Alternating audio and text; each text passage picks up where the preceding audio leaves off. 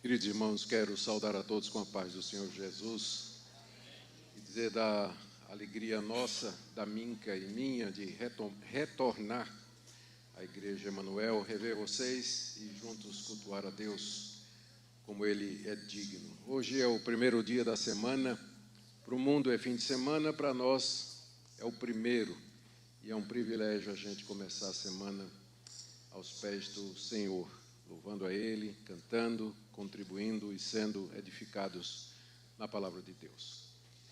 O pastor Edson tinha me pedido para falar alguma coisa sobre família e eu resolvi falar de alguma coisa que,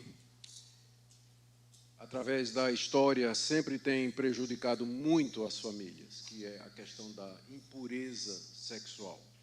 Em Hebreus é dito que nós devemos honrar o casamento e o leito sem mácula, fazendo essa relação entre a pureza e o relacionamento conjugal, conforme nos é dito aqui na palavra de Deus. Então eu sei que esse é um dos temas, sou pastor há mais de 40 anos, já recebi muita gente no gabinete pastoral e eu posso garantir para vocês que uma das causas principais de problemas na família, começando no casamento e na família, é sem dúvida essa área da impureza sexual. O que é que eu quero dizer com isso vai ficar claro à medida que a exposição do texto que nós vamos fazer prossegue. Mas nós vamos orar e pedir que o nosso Deus aplique a leitura e a exposição da primeira carta de Paulo aos Tessalonicenses, capítulo 4, do verso 1 até o 8, que ele aplique ao nosso coração. Pai querido, estamos diante da Tua palavra e nós queremos ser julgados por ela, queremos ser sondados por ela. Ela é a espada de dois gumes que penetra até o íntimo da nossa alma e vai até lugares que nós não podemos ir. Ela é a luz que ilumina os nossos caminhos quando para nós está tudo em trevas. Por isso nós pedimos que a leitura dela e a exposição dela seja usado pelo Senhor para nos ajudar nessa área tão importante que é a pureza nos nossos pensamentos, sentimentos, decisões, palavras, especialmente com relação à família. Oramos pelos adolescentes que aqui estão, que também eles possam já ter lições preciosas. Oramos pelos casais, oramos pelas famílias, pelos solteiros adultos, pelos solteiros que querem casar. Nós pedimos, ó Pai, que o Senhor nos abençoe, abençoe a cada um deles conforme a necessidade. Em nome de Jesus. Amém. 1 Tessalonicenses, capítulo 4, do verso 1 em diante. Finalmente, irmãos, nós vos rogamos e exortamos no Senhor Jesus que, como de nós recebestes, quanto à maneira por que deveis viver e agradar a Deus, e efetivamente estáis fazendo, continueis progredindo cada vez mais, porque estáis inteirados de quantas instruções vos demos da parte do Senhor Jesus. Pois essa é a vontade de Deus, a vossa santificação, que vos abstenhais da prostituição, que cada um de vós saiba possuir o próprio corpo em santificação e honra, não com desejo de lascívia, como os gentios que não conhecem a Deus, e que nessa matéria ninguém ofenda nem defraude a seu irmão, porque o Senhor contra todas estas coisas, como antes os avisamos e testificamos claramente, é o vingador. Porquanto Deus não nos chamou para a impureza, e sim para a santificação. Desta forma, quem rejeita essas coisas não rejeita o homem, e sim a Deus, que também vos dá o seu Espírito Santo. Aqui nós temos, em primeiro lugar, um pedido, um rogo do apóstolo Paulo aos crentes de Tessalônica de que vivessem de acordo com aquilo que Paulo ensinou a eles durante o período curto de tempo que ele teve na cidade. Isso aí do verso 1 até o verso 2. Depois Paulo destaca uma coisa em particular que ele havia ensinado e que ele gostaria que os tessalonicenses praticassem, que era a santificação. E aí ele desdobra o conselho de santificação em 3 coisas: abstenção da prostituição, saber possuir o próprio corpo em honra e não enganar o seu irmão no que diz respeito a esse assunto. E aí ele dá 4 motivos para isso. Deus é vingador dessas coisas. Deus não nos chamou para a impureza, mas para a santificação. Quem rejeita o que eu estou dizendo está rejeitando a Deus e não os homens.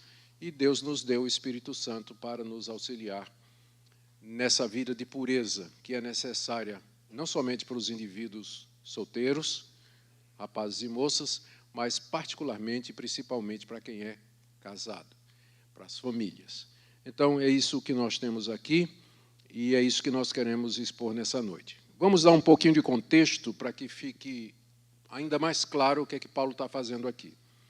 Como vocês sabem, Paulo esteve na cidade de Tessalônica para pregar o Evangelho e ali ele passou apenas uns cálculos mais conservadores, ele passou talvez umas 4 semanas antes de ser expulso pelos judeus de Tessalônica.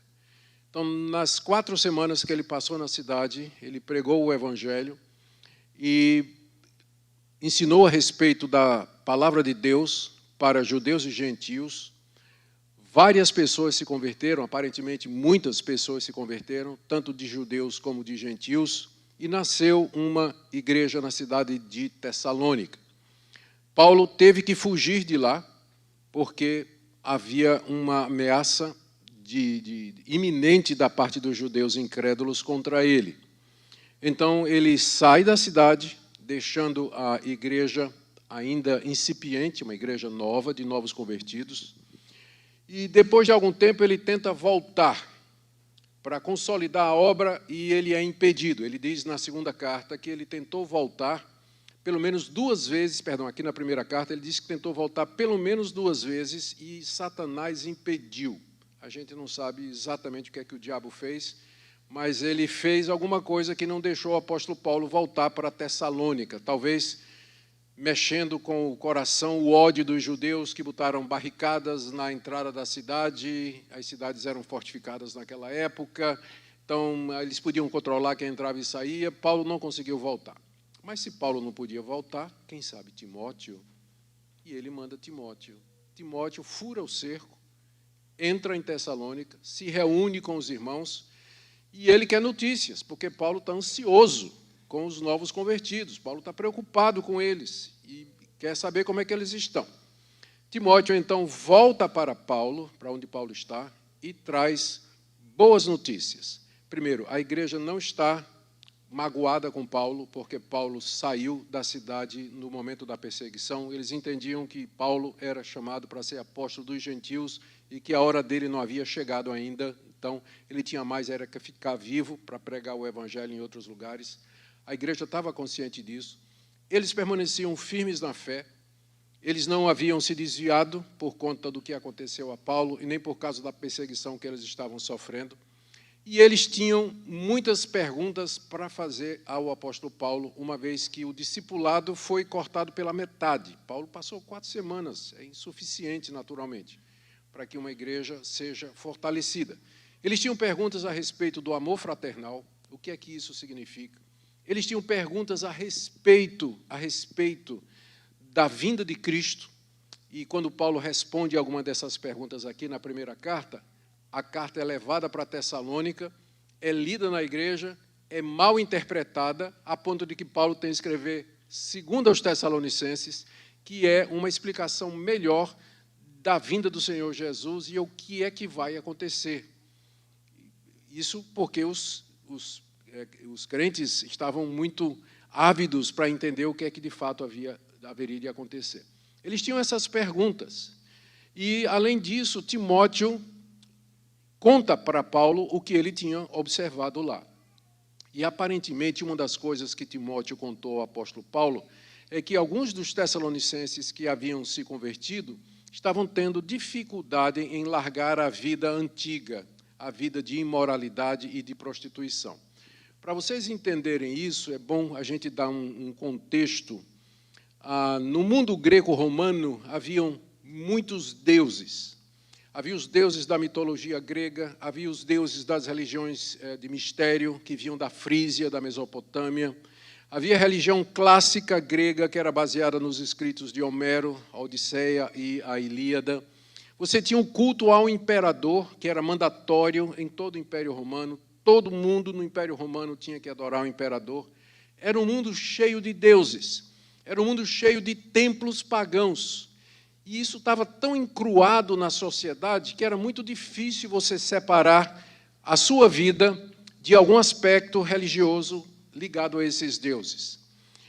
Por exemplo, uma das coisas que mais... A prostituição que era feita naquela época, mulheres ou homens que se vendiam por dinheiro, estava ligada aos templos pagãos. Era chamado, as prostitutas eram chamadas de prostitutas cultuais, porque elas eram sacerdotisas nesses templos, e para encenar o drama da fertilização da terra com a chuva e a produção dos frutos nos tempos agrícolas, elas se deitavam com os adoradores. Nos templos havia locais para essa prática da prostituição cultual. Tão ligado estava a imoralidade à maneira de ser da sociedade greco-romana. Não é de estranhar que uma das maiores dificuldades que os gentios que se convertiam a Cristo enfrentavam era largar a impureza, era largar aquela vida de imoralidade e viver uma vida santa e reta diante de Deus. Esse era um grande desafio. E provavelmente Timóteo deve ter dito para Paulo: Paulo, eles estão firmes, mas alguns ainda vão aos templos. Alguns ainda prestam culto aos deuses, alguns ainda estão envolvidos com a imoralidade sexual. Você vai encontrar o mesmo quadro na igreja de Corinto. Paulo escreveu 1 Coríntios, capítulo 6, exatamente por isso. Capítulos de 8 a 10 de comida sacrificada aos ídolos também tem a ver com isso aí. Então, era um problema generalizado do cristianismo do século I, o combate à impureza sexual, porque toda aquela sociedade estava contaminada. Lembra alguma coisa? Sounds familiar? Rings a bell? É exatamente o que nós estamos vivendo hoje. Sociedade erotizada, uma sociedade marcada pela impureza, a lascívia e as paixões são abertas e veiculadas explicitamente, e continua sendo o grande desafio o cristão se manter puro no meio de uma sociedade onde o adultério, a prostituição, a fornicação, tudo isso, a imoralidade, a pornografia, tudo isso é visto como sendo uma coisa natural. E nós vamos na contramão da cultura, apresentando uma ética que é distinta dessa daí. E isso não é porque nós somos fundamentalistas ou retrógrados ou tapados, mas porque somos bíblicos, que é isso que a palavra de Deus ensina, como nós vamos ver aqui. Paulo, então, diante desse quadro, ele escreve a primeira carta aos Tessalonicenses. A segunda, como eu disse, vai ser um corretivo para a primeira, em alguma coisa que eles não entenderam na área de escatologia. Mas aqui Paulo aproveita para agradecer as boas notícias que Timóteo trouxe, responder às perguntas a respeito de escatologia e do amor fraterno, e para exortar a igreja em algumas áreas que ele sabe que eles estavam precisando, e uma delas era nessa área de pureza, que afetava a família e a vida do indivíduo como um todo. Então, em primeiro lugar, Paulo lembra o que ele ensinou e roga aos Tessalonicenses que eles praticassem aquilo que eles ouviram. Verso 1, capítulo 4. Finalmente, irmãos, esse finalmente introduz o término da carta. Ele já falou de escatologia, falou da vinda do Senhor Jesus, falou do amor fraternal, e ele agora está se encaminhando para o fim da carta, por isso ele coloca finalmente. Finalmente, irmãos, e nem por isso menos importante, nós vos rogamos e exortamos no Senhor Jesus, que como de nós recebestes quanto à maneira por que deveis viver e agradar a Deus, e efetivamente estáis fazendo, continueis progredindo cada vez mais. Timóteo me disse que vocês estão firmes. Timóteo me disse que vocês estão no caminho da santidade. Eu rogo a vocês que vocês não somente continuem assim, porque foi isso que eu ensinei para vocês, mas que vocês continuem progredindo nisso, lembrando que a santificação é um processo. A santificação não é uma coisa pontual, mas é um processo que vai durar toda a nossa vida. É um processo imperfeito, inacabado, incompleto, mas é um processo real, verdadeiro, experienciável, visível, perceptível, mensurável, é algo real. Como vocês estão andando em Cristo, diz Paulo, conforme Timóteo me disse, continuem e progridam, guardando aquilo que eu ensinei para vocês. Paulo diz, quanto ao que vocês receberam de mim, sobre como vocês devem viver e agradar a Deus. Enquanto Paulo esteve lá, ele disse aos Tessalonicenses de que maneira eles deveriam viver para poder agradar a Deus. E certamente a vida de pureza era uma dessas coisas que Paulo falou. Aqui uma nota interessante, aqui você tem o apóstolo Paulo lembrando à igreja aquilo que ele tinha ensinado oralmente. Existe o pensamento, particularmente dentro do catolicismo romano, de que a tradição oral ela tem tanta força quanto a tradição escrita, que é a Bíblia.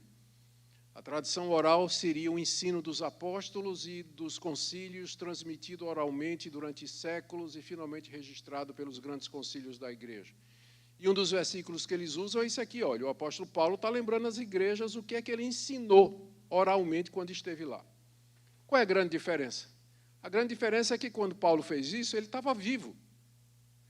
Hoje, todos os apóstolos morreram, todos. Então, não faz sentido, não tem nenhum apóstolo lembrando tradição oral ou coisa que ele ensinou que não tenha sido registrado. Tudo que os apóstolos queriam nos dizer está registrado aqui. Então, essa ideia de tradição como tendo a mesma base da Bíblia para estabelecimento de doutrina, não tem qualquer fundamento por esse simples fato. Toda vez que você vai encontrar um apóstolo dizendo, guardem as tradições que eu deixei com vocês, o apóstolo estava vivo. Então, no tempo dos apóstolos vivos, tudo bem, estava sendo escriturada a palavra de Deus. Mas uma vez que cessou a geração apostólica, nós temos a palavra de Deus aqui. Nós somos uma igreja apostólica, porque nossa fé e nossa prática está baseada no ensino dos apóstolos. Quando eu abro a Bíblia, eu encontro o apóstolo Pedro, encontro o apóstolo Paulo, encontro o apóstolo João, encontro todos aqueles que andaram com o Senhor Jesus ou ao redor dos discípulos de Jesus. Vocês ouviram o que eu falei, diz o apóstolo Paulo, como apóstolo de Jesus. Então, guardem e continuem prosseguindo. E aí, no verso 2, dentro ainda desse primeiro ponto, ele diz, vocês estão inteirados de quantas instruções nós vos demos da parte do Senhor Jesus. Paulo lembra das instruções e também que elas vieram da parte do Senhor Jesus. Jesus podia ter aparecido numa visão, num sonho, e dito para aquelas pessoas o que ele queria? Claro que ele podia. Mas qual foi o método, desde o período apostólico até hoje, pelo qual Cristo fala com sua igreja? Através daqueles que ele levantou como instrumentos seus. Vocês estão lembrados daquilo que Cristo ensinou através de mim, diz o apóstolo Paulo. E é dessa maneira que nós sabemos qual é a vontade de Deus e nós somos informados a respeito do que Deus deseja de nós. E por falar nisso, já é o próximo verso, é o verso 3. Paulo diz, vocês se lembram do que é que vocês receberam da parte do Senhor Jesus através de mim? E vocês sabem qual é, então, a vontade de Deus para vocês. Verso 3. Esta é a vontade de Deus, a vossa santificação. Aqui eu quero fazer uma distinção, para nos ajudar a entender. Existe a vontade revelada de Deus. A vontade revelada de Deus está na Bíblia. A Bíblia é o registro dos atos salvadores de Deus na história, da sua vontade, do seu querer, de que maneira nós podemos viver para agradá-lo. Eu não preciso perguntar determinadas coisas que a Bíblia já responde por mim. A vontade de Deus é a minha santificação. Isso está escrito aqui. Se eu estou diante de uma escolha entre dois empregos, dois contratos, e um desses contratos vai me levar para uma situação, no mínimo cinza, quando não ilegal e imoral, então eu não preciso nem orar para Deus e perguntar, Deus, qual desses dois contratos aqui eu devo aceitar? Porque a vontade de Deus é a sua santificação. Já está escrito, não preciso nem pedir a Deus A resposta de Deus, se Deus fosse responder, você vai tomar a escolha que vai fazer você mais santo, mais reto, mais puro, mais verdadeiro. A decisão que vai trazer glória para o meu nome. Então, a vontade revelada de Deus, ela está aqui na Escritura, você não precisa perguntar a Deus determinadas coisas. Senhor Deus, eu estou gostando aqui, eu estou lendo aqui sobre o hinduísmo, estou gostando do Deus Shiva, será que eu posso adorar esse Deus? Qual é a resposta de Deus? Não terás outros deuses diante de mim, já está escrito. Você não precisa nem perguntar a Deus se você pode praticar idolatria. Posso ter uma imagenzinha de Jesus, botar no meu carro para eu ficar fazendo oração a Jesus através da imagem? Você não precisa nem pedir e perguntar a Deus, porque Ele diz, não farás para ti imagem de escultura, não as adorarás, nem lhes darás culto. Então, Deus já disse a vontade dEle para nós. Então, essa vontade é pública, e ela regulamenta a vida da igreja. Mas existe uma vontade de Deus que é particular e que tem a ver com aquilo que Deus quer comigo. Por exemplo, com quem Deus quer que eu case. No meu caso já está resolvido isso, mas eu sei que no caso de muita gente aqui, não. Então, com quem Deus quer que eu case? Onde é que Deus quer que eu more? Em que escola eu vou colocar meus filhos? Decisões particulares para as quais Deus não revelou a sua vontade. Você não sabe, isso faz parte dos segredos da providência de Deus, que Ele não revelou. Via de regra, eu diria o seguinte, pensando aqui, que eu acho no exemplo mais interessante, né? Com quem eu vou casar? A Bíblia não diz com quem você vai casar. Mas a Bíblia diz o seguinte, que você vai casar com alguém, primeiro, do sexo oposto. Infelizmente, a gente tem que dizer o óbvio hoje em dia, né? Você vai casar, então, primeiro, tem que ser do sexo oposto. Segundo, só pode ser com um e não pode ser com dois. Novamente, a gente tem que dizer o óbvio, né, na sociedade que nós estamos vivendo. Terceira coisa, tem que ser uma pessoa que ame ao Senhor Jesus. Ame ao Senhor Jesus. Quarto, essa pessoa precisa querer casar com você também. Que não adianta tudo isso aí você ter vencido, mas tem um pequeno problema, a pessoa não quer. Então, a pessoa tem que querer. Quinto lugar, ela tem que estar livre e desimpedida. Porque se já for casada, não pode. Não é? Se já for casada, não pode. Então, você pega essas 5 coisas, faz um retrato e você sai, não é? Procurando. Quem você achar, pode casar. É a vontade de Deus. Deus não vai mandar um anjo para dizer isso para você. Mas as circunstâncias, os princípios bíblicos nos ajudam a tomar decisões. Essa é a vontade de Deus. Isso aqui eu não preciso perguntar para Deus. Essa é a vontade de Deus, a santificação do seu povo. Isso é o querer dele. Isso é o que ele sempre quer de você, no dia a dia, no cotidiano, nas decisões, no que você faz, no seu casamento, na sua família, na criação dos seus filhos, no relacionamento seu com seus pais, na universidade, no trabalho. Sempre a vontade de Deus é que você seja santo, que você viva uma vida que glorifique a Deus, ainda que isso vai custar alguma coisa, com certeza. Bullying, perseguição, portas fechadas, insultos, haters na internet e por aí vai. Mas essa é a vontade do nosso Pai que está nos céus. Paulo, então, depois de feita essa introdução, baseado no report de Timóteo, de que esse era um problema lá na igreja de Tessalônica, Paulo diz aqui o que é que, em particular, Deus deseja com relação à santificação. E são 3 coisas. Primeiro, final do verso 3, que vos abstenhais da prostituição. Como eu disse, a prostituição era alguma coisa muito comum no mundo daquela época. A palavra que é traduzida como prostituição aqui é a palavra grega porneia, que é a palavra mais inclusiva de atos imorais que você encontra no Novo Testamento. Porneia significa todo tipo de impureza ou imoralidade sexual. Dependendo do contexto, pode significar adultério, fornicação, prostituição, como aqui foi traduzido. Existe uma palavra para prostituição, mas a palavra porneia também pode ser traduzida dessa forma. Nós conhecemos essa palavra, de onde vem pornografia, pornográfico, pornofonia e assim por diante. E é exatamente isso. Se você me perguntar, dá para definir o que é pornografia? Pornografia é aquele tipo de coisa que é difícil de você definir, mas que quando você vê, você identifica na hora. Você sabe na hora o que aquilo é pornográfico, mesmo que você não tenha uma definição de palavras do que seja. A vontade de Deus é que você se abstenha da prostituição, da porneia, todo tipo de imoralidade sexual. Essa é a vontade de Deus.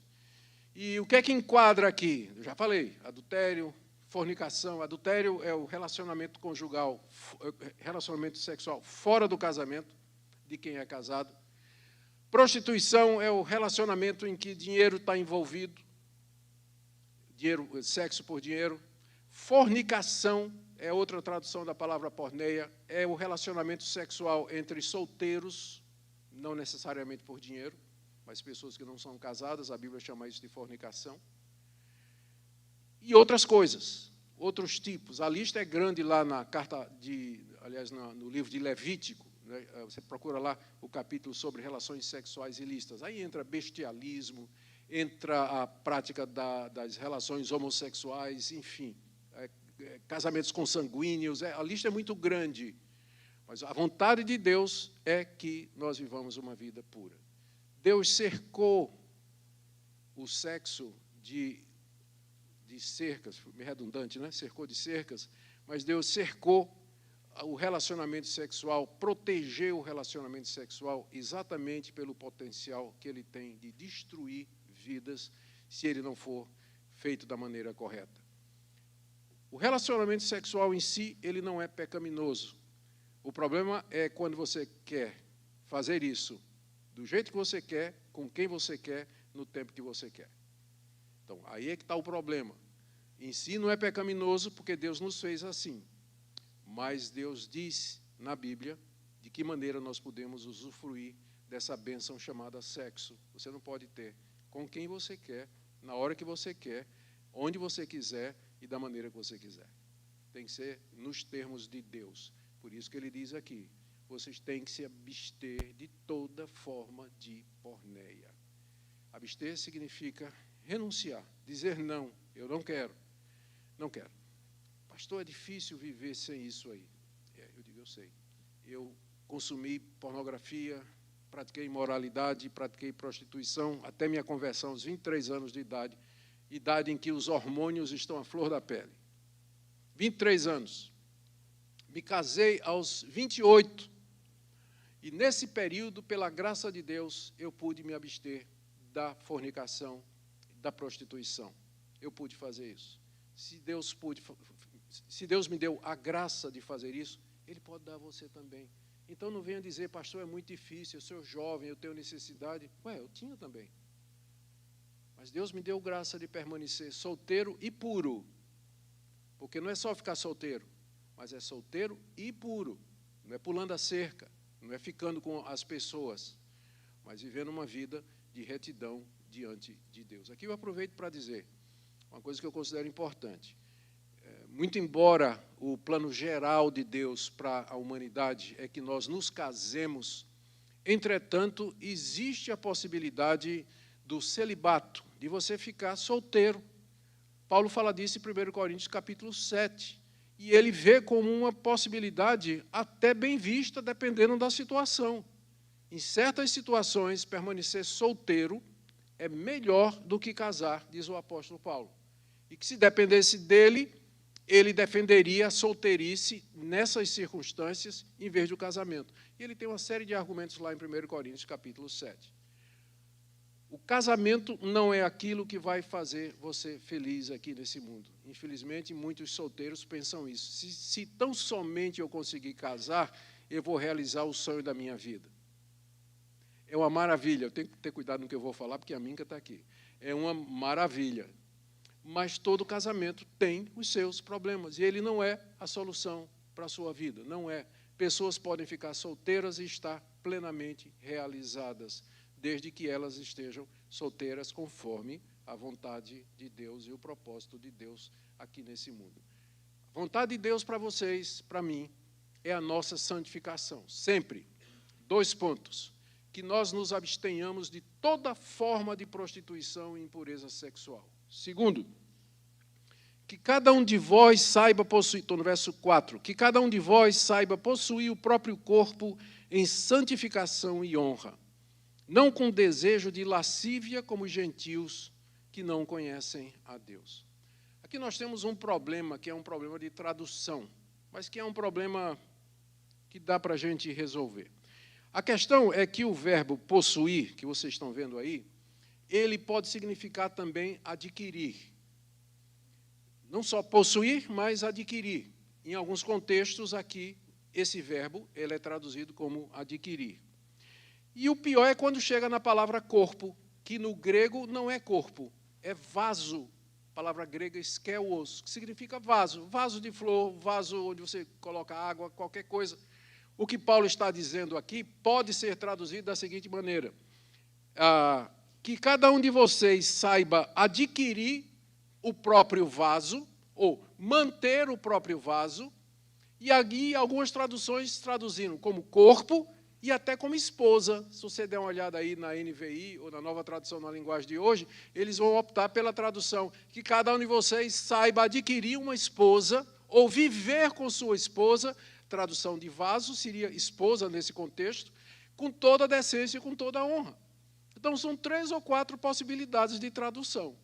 Ele pode estar dizendo, a vontade de Deus é que você saiba dominar o seu corpo, não como os gentios, que não dominam nada e vivem uma vida de imoralidade. Paulo pode estar dizendo, a vontade de Deus é que você saiba conviver com sua esposa de uma maneira honrada, como os gentios não sabem fazer. Ou Paulo pode estar dizendo, a vontade de Deus é que você, ao adquirir uma esposa, faça isso com toda a santidade, em vez de ser como os gentios que não conhecem a Deus. Qualquer uma das 3 é possível gramaticalmente. E qual é a melhor? O que é que a gente escolhe, não é? Eu entendo que pelo contexto, e aqui vem o achômetro, né? É o que a gente faz às vezes, não tem como decidir. Mas eu creio que pelo contexto, o que Paulo está dizendo aqui é que cada um de vocês saiba controlar o corpo de vocês, os desejos, as paixões, as vontades ilícitas, aqueles sonhos e ideias que vêm à nossa mente, vêm ao nosso coração e que levam a gente a fazer determinadas coisas que a gente sabe que não deveria fazer. Que vocês mantenham os seus desejos sob controle. E eu penso que essa é a melhor interpretação, porque ela cabe todas as outras de baixo. Porque se você faz isso, você vai saber se relacionar com a sua esposa ou com o seu marido da forma correta, e você, na hora de procurar uma esposa ou um marido, você vai querer ter um namoro santo, não é? Você vai querer ter um período de conhecimento que seja santo, mas aí já vai entrar no próximo ponto que eu vou falar aqui. De qualquer forma, o que Paulo está ensinando aqui para os Tessalonicenses é a vontade de Deus, é a santificação de vocês, que vocês se abstenham de toda sorte de impureza sexual, que vocês saibam controlar o corpo de vocês, as paixões de vocês, e isso tem a ver com o casamento de vocês, com a escolha de vocês e com quem vocês vão casar, o relacionamento marital de vocês. E ele coloca aqui um referencial negativo, ó, verso 5. Não com o desejo de lascívia. Eita, desejo de lascívia. O que é um desejo de lascívia? São desejos libidinosos, imorais, eróticos, geralmente envolvendo fantasia, com gente que não é seu cônjuge, gente com quem você não está casado e que demanda talvez algum tipo de impureza, algum estímulo visual, eu estou falando de pornografia nas redes sociais. Esse é o desejo lascivo, é pegar o impulso sexual e dirigi-lo da maneira errada para a forma errada, para a pessoa errada e da maneira errada.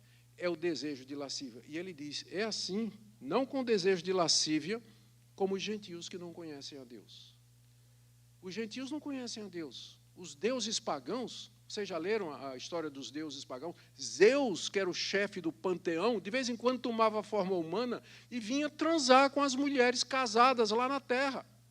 E era desse relacionamento que nasceram os semideuses, como Hércules, Perseus. Está lá na mitologia, os deuses gregos eram todos imorais, ou concordavam com isso. César, o imperador, era um polígamo, e quando não, estava envolvido numa relação homoafetiva. Tinha um deles que vivia com um rapaz lá no palácio. Esses eram os deuses daquela época. Tal o Deus, tal o adorador. Mas o nosso Deus é santo. Nosso Deus é santo. Nós não somos como os gentios que não conhecem a Deus. Nós conhecemos o Deus que disse: não adulterarás, não cobiçarás a mulher do teu próximo. Nada que pertença ao seu próximo. Então, não com desejo de lascívia, como os gentios que não conhecem a Deus. Quem vive no desejo de lascívia, quem vive na prática da imoralidade, deve se perguntar se realmente conhece a Deus. Porque se você conhece a Deus, você deveria temê-lo, deveria amá-lo, e deveria querer agradá-lo. E Deus se agrada da pureza, conforme nós vimos até agora. Essa é a vontade de Deus, vossa santificação. 2 pontos. Abstenha-se da prostituição. 2, saiba dominar as suas paixões. 3, verso 6. E que nessa matéria ninguém ofenda nem defraude a seu irmão. Que ninguém ofenda nem defraude. Que ninguém prejudique o seu irmão nesse assunto.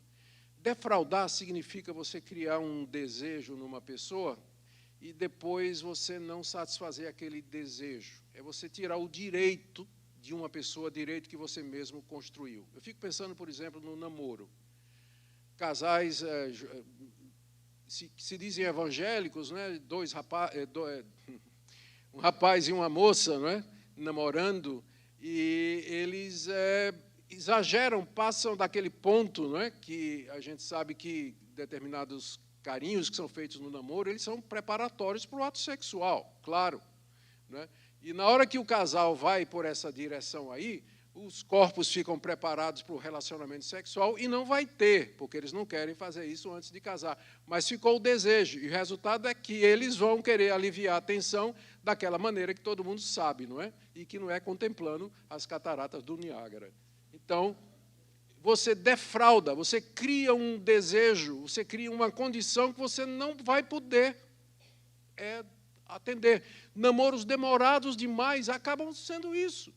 O pessoal hoje, para casar, precisa primeiro fazer um PhD, comprar um apartamento, ter um carro do ano, e aí eles vão pensar em casar. Enquanto isso, vai namorando, 10 anos de namoro, 8 anos de namoro. Você acredita que vai passar 10 anos, 8 anos sem acontecer nada? Vai não. Não vai não. Eu, quando casei, eu tinha uma Honda 125 azul, aliás, branquinha. Era só o que eu tinha, não é? Só o que a gente tinha. E minha mulher disse assim, a Minga disse assim, se a gente tiver um grão de arroz, a gente vai morar embaixo da ponte. Que maravilha, né? Graças a Deus. É isso aí. Então, não defraude o seu irmão. Isso significa que a gente não deve brincar com esse tipo de coisa. Não deve brincar com os impulsos e os desejos sexuais, tipo assim, estimulando, provocando. Eu posso falar aqui também olha, um assunto que cabe aqui também, me veio agora à cabeça, o traje das mulheres. Pastor, o problema é na mente dos homens. Se o problema fosse na mente dos homens, por que o apóstolo Paulo diz que a mulher tem que se ataviar com modéstia e com toda decência? Se o problema é só o olhar do homem, por que Paulo manda a mulher se vestir de maneira decente? O problema é seu, irmãozinho.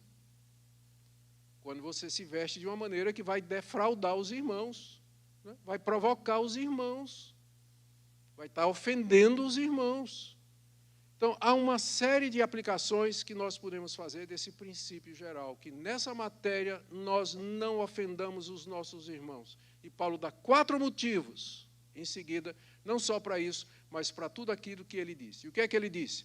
Quando eu estive aí em Tessalônica, eu ensinei vocês sobre como vocês devem se comportar. Entre as coisas que eu ensinei para vocês que a vontade de Deus era a santificação de vocês. O que é que isso significa? Primeiro, se abster da prostituição. Segundo, saber possuir o seu corpo em honra. E terceiro, que você não ofenda nem prejudique seu irmão nesse assunto. E agora eu vou dar 4 razões para isso. Primeira, metade do verso 6. Porque o Senhor, contra todas essas coisas que Paulo falou, como antes os avisamos e testificamos claramente, é o vingador. Sim, Deus é o vingador disso aí. Ele toma vingança. Mas eu pensei que vingança era uma coisa ruim que a Bíblia fala. De fato é. no que diz respeito a nós. Nós somos criaturas pecaminosas, não devemos nos vingar uns dos outros, porque aí nós estaríamos fazendo com outros aquilo que nós mesmos merecemos. Mas Deus é santo, justo e verdadeiro, e a vingança de Deus é o juízo dele e o castigo dele contra todos aqueles que o ofendem ou ofendem os seus filhos, ou desonram a Deus e provocam a Deus. Deus é vingador nesse sentido. Não se iluda. O Deus da Bíblia é amor, misericórdia e compaixão, mas ele é santo, ele é reto, ele é justo, ele é verdadeiro, e ele se ira de maneira justa quando a sua santidade é provocada pelas criaturas que ele trouxe à existência. Então, toda vez que você entra nessa área, toda vez que você pratica prostituição, você vive uma vida de imoralidade, defrauda seu irmão, deixa os desejos de lascívia dominarem o seu coração e a sua vida, você está provocando o seu Criador, e ele haverá de ser o vingador destas coisas. O castigo está esperando logo ali adiante, porque de Deus não se zomba. De Deus não se zomba. Agora a gente pode não estar vendo o que é que você está fazendo, mas Deus está. E no tempo dele, ele vai tomar vingança, especialmente daqueles que se dizem cristãos, professam-se evangélicos, mas vivem uma vida dupla, que Deus conhece muito bem. Primeira razão, então, para você emendar os seus caminhos, viver uma vida santa, é que Deus é o vingador de quem pratica todas estas coisas. Segunda razão, está no verso 7. Porquanto Deus não nos chamou para a impureza, e sim para a santificação. Ninguém é crente sem ter um convite. Deus é quem chama. Ninguém voluntariamente, por si só, vem a Jesus, porque somos pecadores miseráveis. É preciso que Deus lhe chame, e quando Deus chama, a chamada dele vai lá dentro do seu coração e faz você querer, de tal maneira que você vem livre e espontaneamente. Deus, quando chama, ele chama eficazmente. A chamada de Deus é irresistível. Quando Deus chama, é assim. E quando a Bíblia, portanto, se refere ao Evangelho como sendo um chamado, uma vocação, a Bíblia se refere aos crentes como sendo os chamados. E aqui Paulo diz que Deus nos chamou pelo Evangelho, não para a impureza, mas sim para a santificação. Por que isso aqui? Por que ele está dizendo que Deus não nos chamou para a impureza? Isso não parece óbvio? Deus jamais nos chamaria para ser impuros. Mas é que tem gente que pega a doutrina fundamental do Evangelho, que diz: somos justificados pela fé sem as obras, mediante o sacrifício de Cristo, e essas pessoas fazem uma inferência errada. Se eu sou salvo pela graça de Deus e não pelas obras, isso significa que não importa o que eu faça, eu não vou perder minha salvação. Deus não vai me abandonar, mesmo que eu viva uma vida de impureza. Então, você está tirando uma conclusão falsa de uma doutrina verdadeira. É verdade, nós somos salvos pela graça, sem as obras da lei. Não é por mérito, mas pela soberana graça de Deus. Isso significa, então, que eu posso viver de qualquer maneira, se eu acreditar que Jesus é o Filho de Deus e recebê-lo como meu Salvador? Não! Deus não nos chamou para a impureza. Nunca, em nenhuma situação, Deus vai chamar você, abrir uma porta para você em que impureza esteja envolvido. Deus não nos chamou para isso. Na verdade, o Evangelho deveria despertar em mim toda sorte de gratidão, toda sorte de desejo de agradar a Deus. Deus, o Senhor me salvou, pecador miserável que eu sou, eu quero viver o resto da minha vida para agradar o Senhor. Deus nos chamou e o chamado dele produz santidade. Quem usa o Evangelho como desculpa para viver uma vida de pecado, esse aí nunca foi chamado. Ele ouviu um assobio e não foi de Deus. Nunca foi verdadeiramente chamado. Porque Deus, quando chama, ele chama não para a impureza, mas para a santificação. Essa é a segunda razão. Primeira razão, Deus é vingador. Segundo, ele nos chamou para sermos santos e não impuros. Terceira razão, Verso 8. Quem rejeita essas coisas não rejeita o homem, e sim a Deus. Paulo está dizendo assim, é como se Paulo dissesse, se vocês rejeitarem o que eu estou escrevendo aqui, não é a mim que vocês estão rejeitando. Não é o homem, o apóstolo Paulo, que vocês estão rejeitando. Vocês estão rejeitando o Deus que está por detrás de mim, me inspirando e me dando autoridade para revelar a vontade dele. Quem rejeita essas coisas que Paulo escreveu aqui, você não está rejeitando um livro velho, um autor arcaico que viveu há 2000 anos atrás no mundo do Antigo Oriente. Um judeu que era fariseu e que se enamorou do cristianismo. Você não está rejeitando homens, você está rejeitando a Deus. O Deus que nos chama para sermos santos, o Deus que é justo, santo, puro e verdadeiro.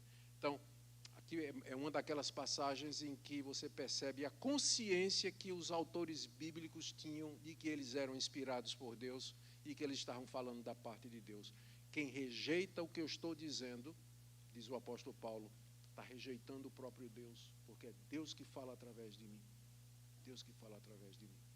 Então lembre disso. Você pode vir com o argumento que você quiser, mas esse negócio de casamento não tem na Bíblia, e o que vale é o amor, né? Deus é amor, Deus é misericordioso. Qualquer que seja o argumento que você usar, se você rejeita o caminho da santidade, você não está rejeitando homens, você não está rejeitando a igreja, não foi a igreja que inventou o casamento, não foi a igreja que inventou santidade, não, isso vem do próprio Deus. É o próprio Deus que você está ofendendo, por isso que ele é vingador. Por isso que ele é vingador. Quando Davi pecou, adulterando, escreveu o Salmo 51 como confissão de pecados, o que é que ele disse? Contra ti somente eu pequei. Ele pecou contra Batseba, ele pecou contra Urias, ele pecou contra toda a nação de Israel, de quem ele era rei e ungido. Mas na hora da confissão, ele sabe que ultimamente ele havia pecado contra Deus, contra ti somente pequei, e fiz o que é mal aos teus olhos. Portanto, quem rejeita essas coisas, não rejeita os homens, mas rejeita a Deus. Último argumento de Paulo, para que nós pratiquemos isso que ele está dizendo, é que Deus nos dá o seu Espírito Santo, final do verso 8. Deus que também vos dá o seu Espírito Santo. Eu acho essa conclusão aqui maravilhosa, maravilhosa. Porque depois dele colocar esse padrão altíssimo aqui, que faz a gente olhar e dizer assim, meu Deus, será que eu sou crente? Como é que eu vou ser salvo? Será que tem esperança para mim? Ele termina dizendo, o mesmo Deus que chama você para a santidade, o mesmo Deus cuja vontade é a sua santificação, é o mesmo Deus que lhe dá o Espírito Santo. E a presença do Espírito Santo na sua vida e no seu coração vai capacitar você a se abster da prostituição, a controlar as paixões do seu corpo, a não defraudar e prejudicar os seus irmãos nessas coisas. Tudo o que Deus pede de nós, Ele nos capacita a fazer. Não há nada que Deus demande de nós que Ele não nos dê a condição de fazê-lo. Se Deus está pedindo que a gente viva uma vida santa, uma vida separada do pecado, é porque nós podemos fazer, não por nós mesmos, mas por conta do Espírito Santo que habita em nós. E aqui está o grande segredo da santidade. Note, ele é o Espírito Santo. Por que ele é chamado de Espírito Santo? Para fazer a distinção, aliás, é a mesma palavra no grego, pneuma, é a mesma palavra para espírito do homem, espírito maligno e Espírito Santo. Como é que eu sei quem é quem? É porque o Espírito de Deus, toda vez que você encontrar a palavra Espírito, se referindo à promoção da santidade, da vontade de Deus, é a terceira pessoa da Trindade. Quando você encontrar a palavra Espírito envolvido com tentação, ou relacionado com tentação, possessão, opressão, é espírito maligno. E toda vez que você encontrar coisas como ira, mágoa, ódio, incredulidade, é espírito humano. É claro, o contexto vai deixar muito claro, mas ele é chamado de Espírito Santo em contraste com os espíritos imundos e em contraste com o nosso espírito que está manchado pelo pecado. Ele é chamado de Espírito Santo porque ele não somente é santo, mas ele promove a santidade. Por isso que a evidência mais clara de que alguém está cheia do Espírito Santo, que uma pessoa está cheia do Espírito Santo, Não é que ele fala em línguas, tem visão, profecia, cai, dança. Não. A maior evidência de que alguém está cheio do Espírito Santo é santidade. Porque isso não pode ser imitado. Tudo mais, todos aqueles sinais podem ser falseados e falsificados. Mas santidade ninguém falsifica, não. Ela é genuína, natural, ela é pura, ela brota de uma vida dominada pelo Espírito Santo. Então, eu creio que isso aqui está escrito, no final de tudo, para calar a boca dos tessalonicenses, se eles dissessem assim, Paulo, mas nós não conseguimos viver essa vida aqui. E Paulo termina dizendo, esse Deus que vocês rejeitam, se vocês não aceitarem essas coisas, é o Deus que dá o Espírito Santo a vocês para que vocês não rejeitem, mas para que vocês aceitem e vivam essa vida de santidade, que é a vontade de Deus para nós. Amém? Eu quero terminar com algumas aplicações aqui, já fiz várias, não é? Mas, em primeiro lugar, para você que está querendo saber qual é a vontade de Deus para a sua vida. Eu não posso dizer exatamente os detalhes, eu acho que ninguém pode. Mas você pode saber que a vontade geral de Deus é que você viva uma vida santa, particularmente no que diz respeito à questão da sexualidade. Que você respeite seus irmãos e que você viva para agradar a Deus nesse ponto e que você lembre que você tem o Espírito Santo. Então, dentro desse quadro maior, tome as decisões que melhor se encaixam nisso aí. Uma palavra para os adolescentes que estão aqui, né, talvez para os pais, não é? Talvez esteja na hora de você ter uma conversa com seus filhos, porque eles sabem mais desse assunto do que você imagina. Né? Eu já fiquei assim meio com escrúpulos quando eu vou pregar sobre esse assunto, e eu estou vendo tantas carinhas pequenininhas olhando para mim assim, não é? Já teve uma época que eu disse assim, rapaz, isso aqui é material sólido demais para ele. Não. Desde cedo eles aprendem isso, né? E não é com você, é na escola, com os amiguinhos, naquele celular que você deu para ele, não colocou restrição nenhuma. Então, ele sabe dessas coisas, não é? Ele sabe, sim. Está na hora de sentar com seus filhos e bater um papo sobre isso, que é a vontade de Deus, porque vai ser em casa, e não vai ser na escola, não, que eles vão aprender que a vontade de Deus para eles é a santidade. Uma palavrinha para os namorados aqui, sexo é no casamento. Fora disso, chama-se porneia. Porneia, tradução, fornicação. Fornicação. Sexo é no casamento. Pastor, como é que eu vou aguentar até lá? Deus nos deu o Espírito Santo, exatamente para que você se controlasse até o dia do seu casamento. Pastor, eu já caí, já pequei. Okay. Se arrependa, peça perdão a Deus e tome o propósito de que nunca mais vai fazer isso. Se não conseguir, acabe o namoro. Acabe o namoro. Porque é melhor você, se você não consegue estar nessa relação de maneira santa e verdadeira, cabe o namoro.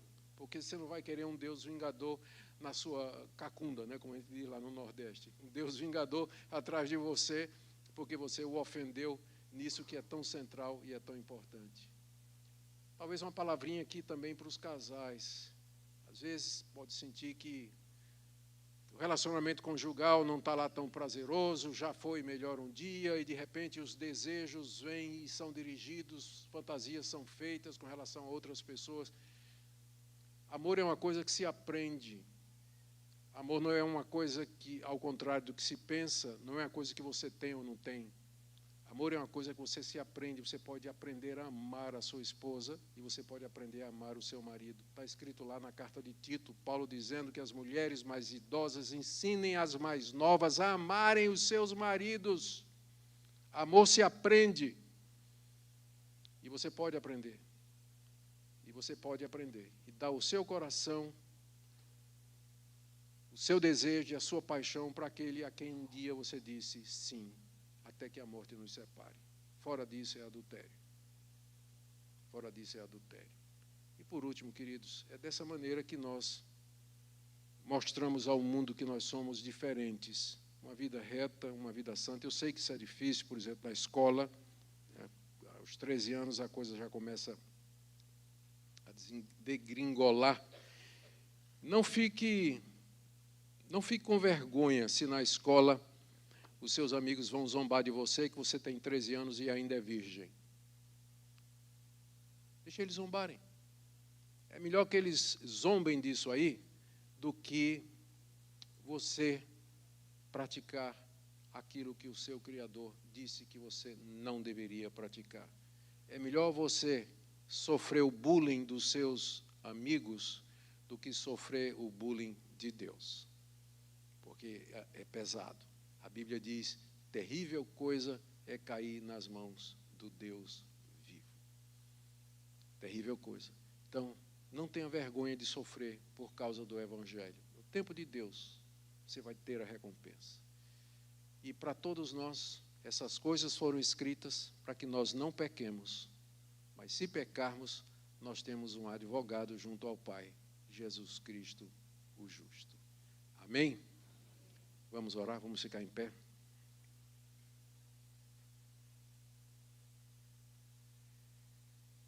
Deus querido, amado, santo, sem o teu bendito Espírito, nós não podemos fazer absolutamente nada, nem receber esse ensino. Esse ensino claro do apóstolo Paulo.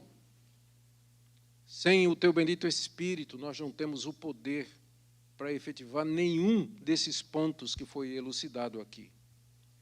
Por isso, Senhor Deus, nos relembra disso. Enche-nos do teu Espírito Santo. Enche essa igreja do Espírito Santo para que seus membros sejam conhecidos pela santidade de vida. Seus jovens sejam conhecidos pela vida santa e reta. Seus adolescentes. Ó Deus, se alguém caiu, levanta em nome de Jesus, perdoando, transformando, fortalecendo, para que possa viver uma vida reta e santa diante do Senhor.